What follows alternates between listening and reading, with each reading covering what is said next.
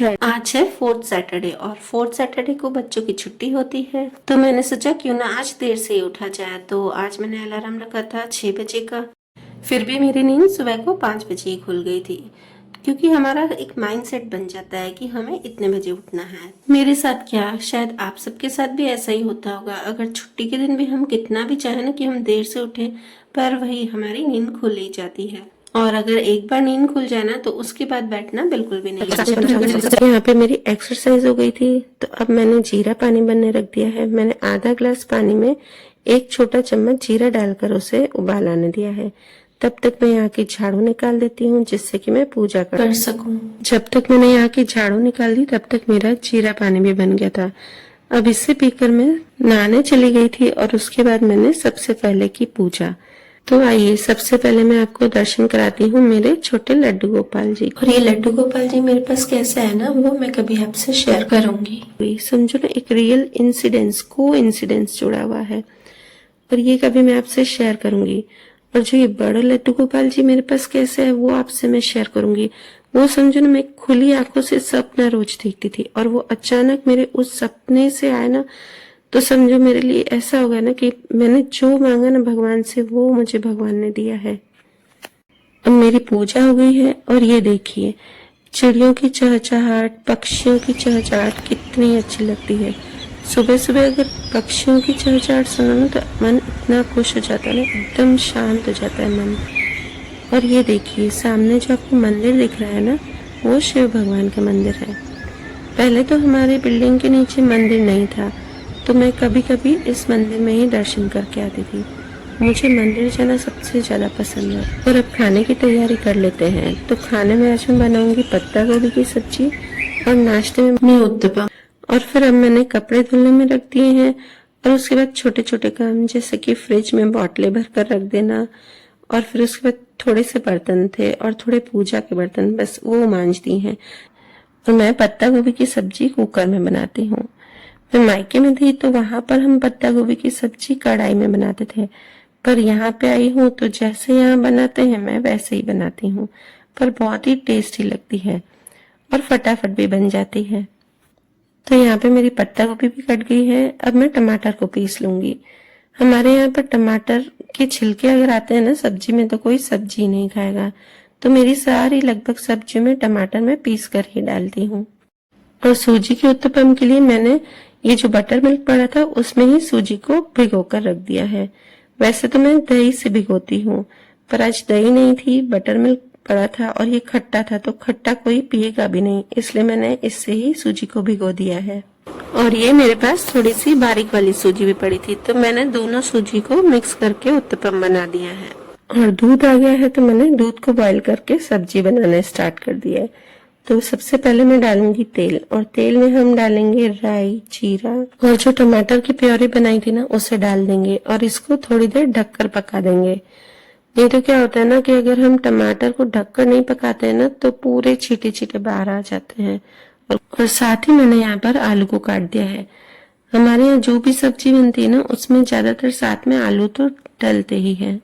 अब यहाँ पर ये टमाटर भून गए तो इसमें अब मैं बेसिक मसाले डाल दूंगी और फिर इसमें पत्ता गोभी और आलू को डालकर उसे 2 मिनट तक अच्छे से भून लेंगे और उसके बाद उसमें सीटी लगवा देंगे।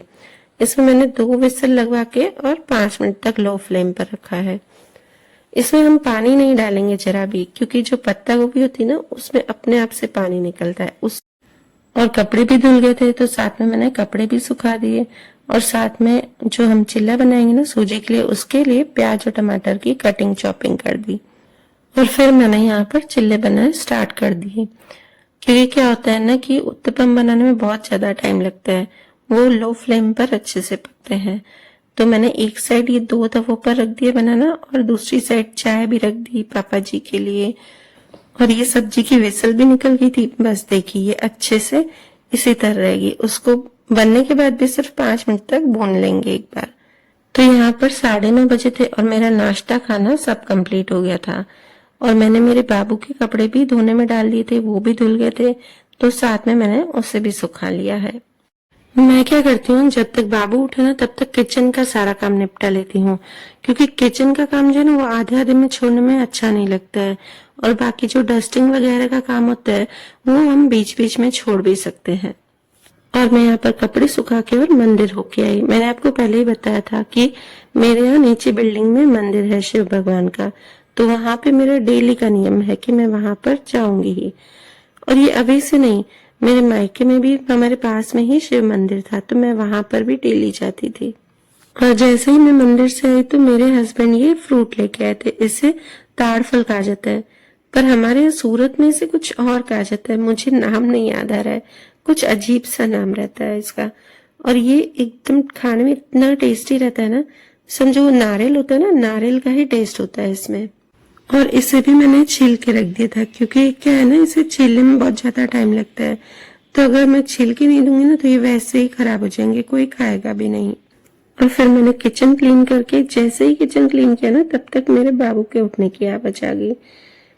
ऐसा ही है कि उसको पता नहीं क्यों ऐसा होता है कि मम्मा का काम हो गया ना तो अब मैं उठ ही जाऊं। और फिर उसका काम करके मैंने डस्टिंग वगैरह कर ली और 10:30 तक मैं बिल्कुल फ्री हो गई थी। उसके बाद मैंने अपने बाबू का सारा काम किया, क्योंकि उसके काम में ही मुझे बहुत टाइम लग जाता है, उसकी मालिश, उसका नहाना, कुछ खिलाना, और साथ में मैंने खाना बनाते बनाते उसके लिए शीरा भी बना दिया था। और जैसे वो सोता है ना 12, 12:30 या 1 बजे, तो मैं भी उसके साथ आधे घंटे की नैप ले लेती हूँ, क्योंकि बाद में मुझे सोने का टाइम बिल्कुल भी नहीं मिलता है। क्योंकि मेरी जो बड़ी बेटी है वो ट्यूशन जाती है, उसका ट्यूशन का टाइम ही ऐसा है ना 4 बजे का, तो 3:45 हम घर से निकलते हैं, मैं उसे छोड़ने जाती हूँ, उसके बाद मेरे को नींद नहीं आती है। और मेरी बेटी को मैं छोड़ने गई तो आधा घंटा पहले ही मैं बाबू को सुला कर गई थी, और जैसे ही आई तो देखा तो वो उठ गया था, और उसको फिर मैं तब तक मेरी छोटी गुड़िया संभालती है या फिर मेरी सास संभालती है। फिर बस उसको एप्पल शेक पिलाकर और थोड़े से कपड़े प्रेस कर लिए, और प्रेस भी नहीं करने देता है वो, बस बीच बीच में आएगा, उसको कुछ भी दो ना, पर आना तो मेरे पास ही है। ऐसा होता है ना कि जो काम मेरा 15-20 मिनट में होने वाला होता है ना, वो उस काम को मेरे को 1 घंटा लग जाता है। और शाम का थोड़ा सा काम निपटा कर मैं और मेरी छोटी बेटी बाबू को लेकर गार्डन में गए। हमारे यहाँ का जो गार्डन है ना वो बहुत ही अच्छा है। रोज तो मैं इसको गार्डन में नहीं ले जा सकती हूँ, कभी मेरी सास ले जाती है, कभी मैं, और डेली तो हम नहीं लेके जाते हैं इसे, कभी कभी ले जाते हैं, जैसे जिसको टाइम मिलता है तो वो ले जाता है। और गार्डन में जाते भी इसको इतना अच्छा लगता है ना, इतना खुश होता है ना ये झूले में। और कभी कभी तो क्या होता है ना, इसको हम ले जाते हैं ना तो झूले में ही वो सो जाता है, उसको अच्छे से नींद आ जाती है। और आजकल गर्मी में तो इतनी अच्छी हवा आती है ना ठंडी ठंडी, कि घर पे अगर हम एसी की हवा खाए ना तो भी बिल्कुल भी अच्छी नहीं लगे, और नीचे जाके बच्चों के साथ हमारा मन भी खुश हो जाता है। चलिए अब वीडियो को यहीं पर ही एंड करती हूँ। अगर आपको वीडियो अच्छा लगे तो इसे लाइक जरूर कीजिएगा, और मिलते हैं हम नेक्स्ट व्लॉग में।